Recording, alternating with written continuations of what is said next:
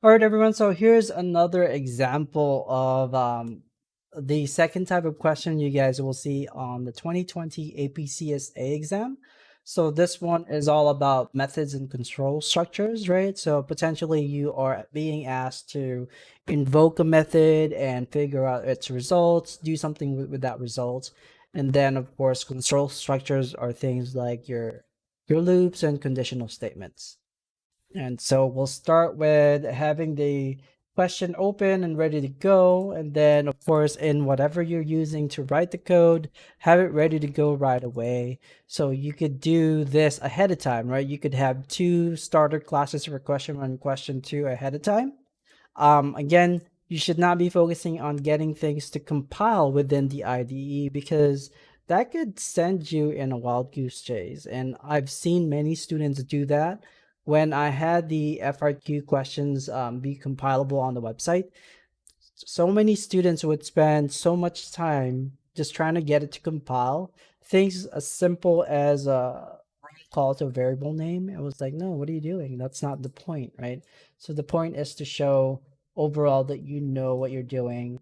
Syntactically, you're going to try to write uh, correct syntax, but of course, we all know that the rubric is very forgiving, and so you are allowed to make mistakes. No one's perfect when, especially if you're handwriting things, right? So you don't want to write, um, code that doesn't make sense for Java. You're trying to write Java syntax. You're not gonna sit here and code it in PHP or something. That would be weird. It would look weird. It would not look right. Um, and so you're still expected to use Java. But let's get going. So this thing is called WordScrambler. Okay, you've got an array of strings. Okay. Um, what else? And then there's a constructor that somehow invokes mixed words on that array. Okay. And then you have recombine, which is to be implemented in part A. So right away, we know we have to do part A, um, private string recombine. And, the only advantage in rewriting the method header so that when you're working through the solution, you are staring it in the face rather than just glancing over too much. Although, of course, you want to be able to see the time all the time. So again, we're going to go ahead and suggest that you submit with at least more than like 2-3 minutes, perhaps. So never submit, 10 seconds before or something. I know some of you like to do that with our Canvas assignments. You're always like, oh, let's just wait until 11:59 p.m. and see if it works. 11:58 p.m. I'm not sure. And then I get that email saying, I submitted at 11:59 p.m. Um, yeah, please don't. That's just, I don't know. Isn't that just annoying? So I'm gonna take this off because I don't need it. Okay, so recombine. Now let's go read and see what it means to complete this method.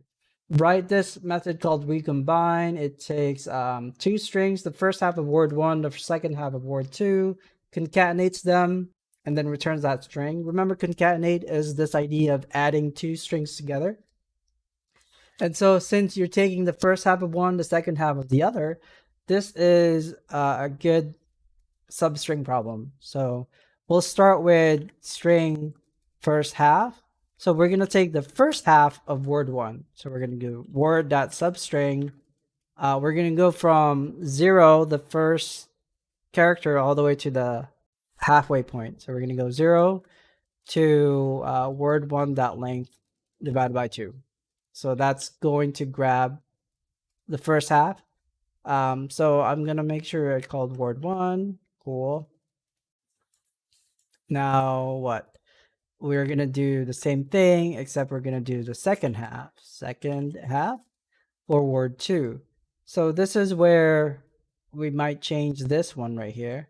So there are two versions of substring, right? So the first version is you specify where to start, and then the last character or the ending index. Remember, it's also not inclusive when you have two inputs. It's not going to grab the character at this index. It stops one character before that. Now, the second version of substring is where you specify one number, and starting at that index, it grabs everything all the way to the end of the string.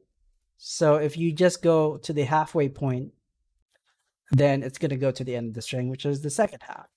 So string result is going to be a concatenation of these two.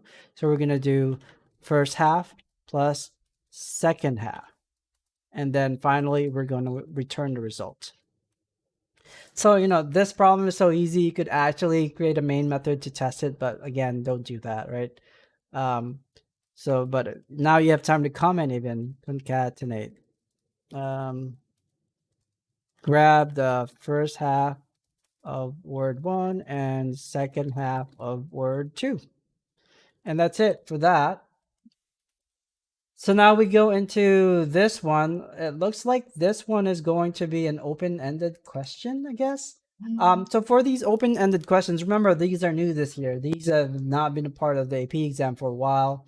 And, I'm sorry that they're kind of introducing something new at you. I'm not sure why they felt the need to do this, but we are just gonna go through it because it's not like we have a choice.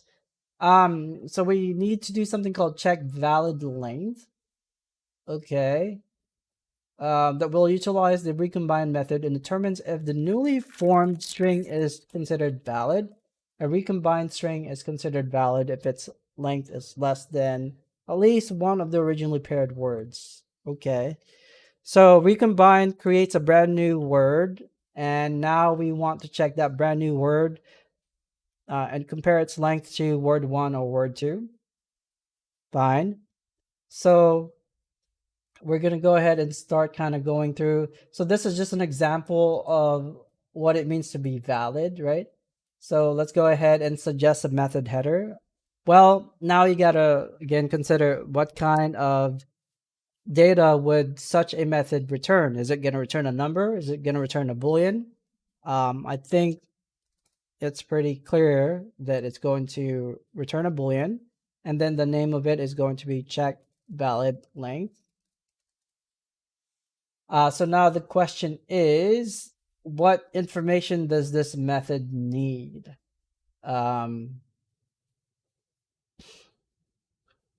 Check valid length. So you may still need the original 2 words, right? So you need string word 1, string word 2. Okay. So now this is the point where it becomes weird. Your intuition may be, I can just code this.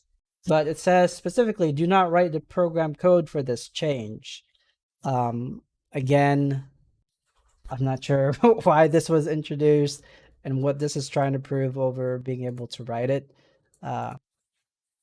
Identify any new existing modified variables, blah, blah, blah, that could be called to support this modification. So now you're just describing, if you end up writing it, what you want to do is just kind of describe how it's working. So you could write it in the comments and then remove the actual code. But you still have to make sure there are sentence structures there showing that you are writing a description, right?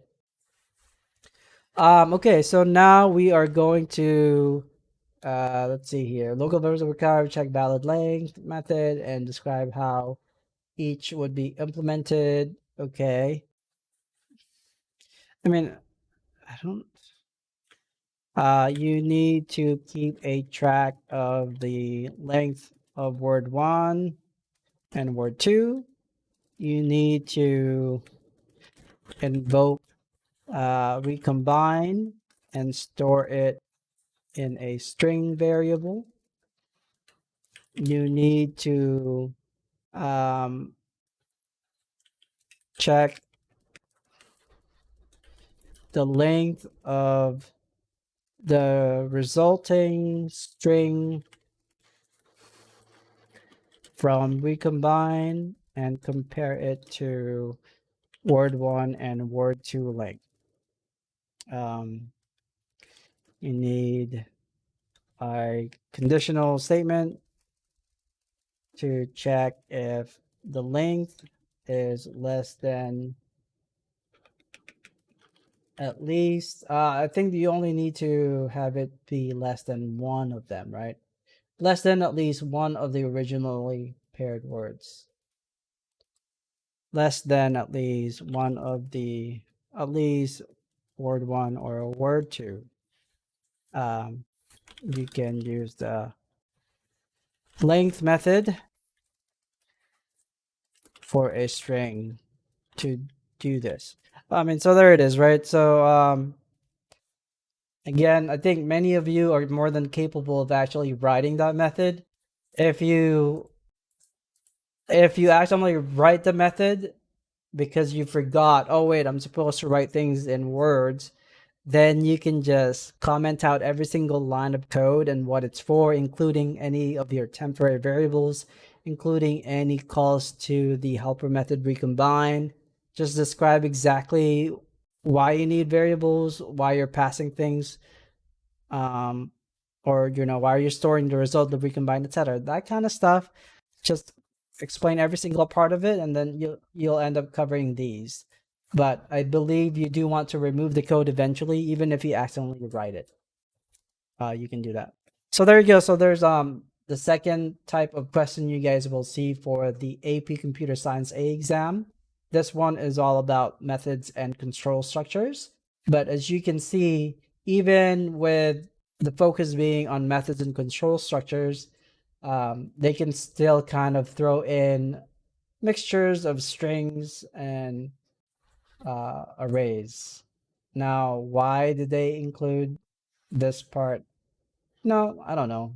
It's a shortened problem, so it seems there's some. Oftentimes, you'll get more information than you need. Let's just leave it at that. Thanks.